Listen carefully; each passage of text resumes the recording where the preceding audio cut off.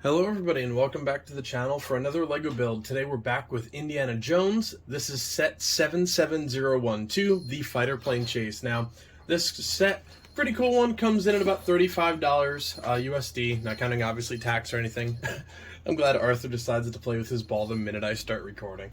Quiet the whole time, and immediately he goes, you know what, I'm going to go after that ball. So yeah, pretty cool set. I'm going to be adding the car right in front of a museum to the LEGO City, which is actually something I'm working on off camera, but I would like to show off pretty soon once it actually gets a little bit more finished.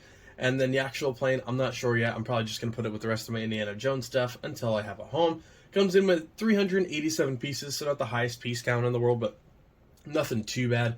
Yeah, I really hope they continue with this Indiana Jones series. I really enjoyed the Escape from the Lost Tomb. Obviously, they had 600 pieces for $40 compared to this one, which is under 400 for $35, but that was also a really nice case scenario.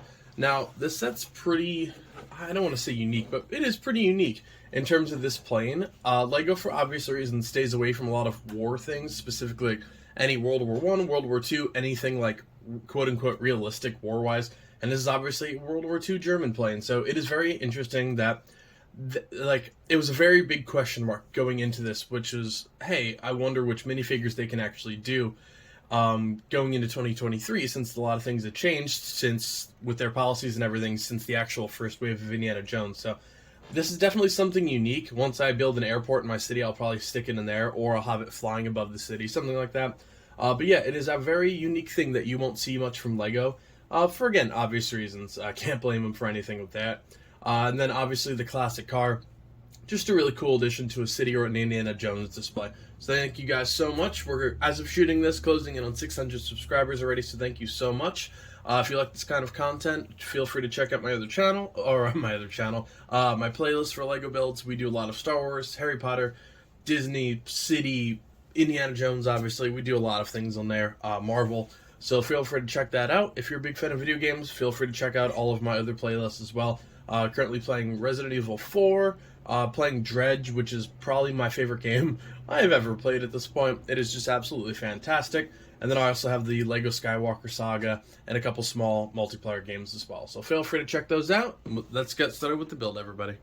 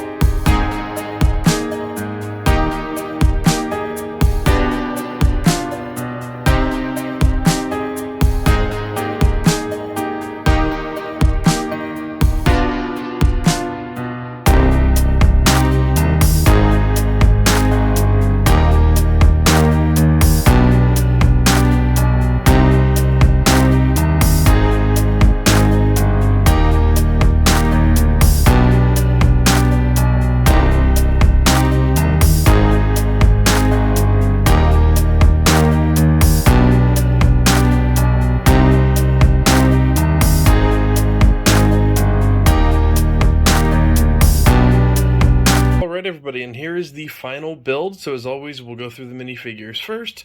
Here we have the pretty standard fighter pilot, a little bit of back print, some wrinkles, no leg print, some leather gloves, and goggles that go up and down. Single face print, no double for him. So overall, it's an okay minifigure. I know there's not much they could do with him, but he's a little bit lackluster. Reminds me of like a cheaper version of the minifigure foil pack exclusive from a while ago with dark brown armor instead, or dark brown clothing instead. This one looks okay, but he'll be inside the plane, so I'm not too worried about it. The minifigure I actually wanted the most out of the set is Dr. Henry Jones, of course. A little bit of back printing. No leg printing, which I'm actually a little bit surprised about. And in his hand, as you can see, is actually try and get the focus a little bit. The diary from the last Crusade. So really cool little detail there. I'm definitely happy to have that minifigure added to the crew. And then, of course, we do have Indiana Jones.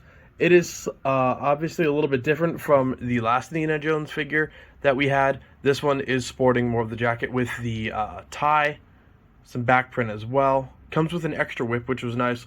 Holster on his legs, and then the previous one for the Escape from the Lost Tomb actually had gloves, whereas this one does not. So nice little difference.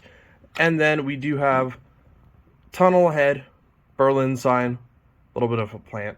Nothing too fancy there. That'll just go behind the plane for now. Then we do have the actual car, which is pretty neat. A really nice classic car. In here, you do have a small treasure chest. And then, I shouldn't say travel chest, not treasure. You do have a revolver and his umbrella. And then a small suitcase, which just hooks right in here. Be careful when you're moving it. The actual interior of the car, nothing too spectacular. It's an alright build. I wouldn't say it's anything too fancy. Not having a windshield is a little bit different, so it definitely will look odd from like a city standpoint, but you can definitely rig something up there if you really want to. Then the wheels are, like the hubcaps are flipped around, so instead of the fancy rims, it's more of an older style. Hold that suitcase in there. And then the bottom and the back are pretty standard. Again, nothing too spectacular with that. It looks very similar to the one in the movie, so it looks great, but there's nothing to write home too much about in terms of like, this is the greatest car I've ever built. The actual plane, however, is extremely cool and very unique. I'm extremely happy with this. You have some flames shooting out of the back and the bottom. Of course, you do have like orange glow that goes through everything, so it looks like it is actually on fire, which is a really cool feature. The cockpit is a sticker instead of a printed translucent cockpit piece, but it looks fantastic nonetheless. Inside you can see there are a couple dials as well, and some fingerprints because they're not very friendly to finger grabbing here. So be careful if you do grab it by this, obviously just wipe it off. Then right here, you do have the propeller. Pretty cool there. And then right on the outside here is a really cool detail. You do see like pieces of the engine, obviously that would be sticking out. Couple small wheels in the bottom for landing. And then you have a little bit of sandstone stickers and pieces. And then all of these are stickers, a little bit of camouflage, but they all went on without a hitch and looks pretty nice. You obviously do have the shooters here as well, which Arthur is staring at me, so I'm not going to shoot those off out of fear of him grabbing them. But yeah, same on both sides, flame sticking out. Does rotate pretty well, or roll I should say, not rotate. And then same thing with the actual car. So yeah, like I said earlier, once I actually get an airport done, which is not a priority, so this plane's just going to sit right behind my Escape from the Lost Tomb, I think, for now. Unless I figure out something with the city, which I have nothing in plan right now. So we'll see how I actually work that in, if I do. The car itself is going to sit in front of an Indiana Jones museum that I'm building, and then obviously you're going to have Dr. Jones, Henry, and probably Marianne from the Escape from the Lost Tomb set in the back.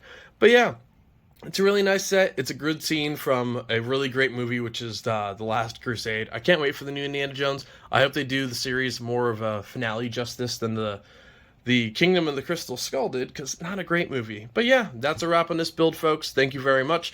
I definitely do like the Escape from the Lost Tomb more. If you want to buy just one Indiana Jones set, I do prefer the Escape from the Lost Tomb quite a bit more. Now, obviously, this is going to add to a city, so it is a little bit more practical, whereas that's more of a display piece. But for the bang for the buck and the actual build and the uniqueness, I do like the Escape from the Lost Tomb more. But I definitely recommend grabbing both of these sets. They're a little bit hard to find. I think they're popping in and out of stock at some places, so definitely try and pick up these two of the series. The only set I did not grab was the actual idol chase. I just don't have a spare $150 right now with all of my other Lego projects, and I'm also leaving for vacation in a couple weeks. So just trying to space these builds out as much as I can, and I'm still working on the haunted block as well. I might actually save that castle build for the 600 subscriber. I'm not sure yet if I'll have time or not, but we'll see. So thank you guys very much. Stay tuned for plenty of projects coming in soon. The haunted block of my city is going to be really neat to start. I'm actually working out the black base plates right now for like a cobblestone haunted finish, which is going to look really cool. Going to add some of this stuff to the museum that I'm working on as well. I still have the Seinfeld apartment, some Harry Potter projects as well. So a lot coming our way. And then the up house in the background as well. I just finished that a couple days ago. I do plan on making that fly in the city. So I'm going to order some more translucent bricks because my order was not nearly enough. So I'm going to make that fly hopefully in a video. But yeah, plenty of stuff incoming. Thank you guys so much for all the support, and I'll see you next time. Bye bye, everybody.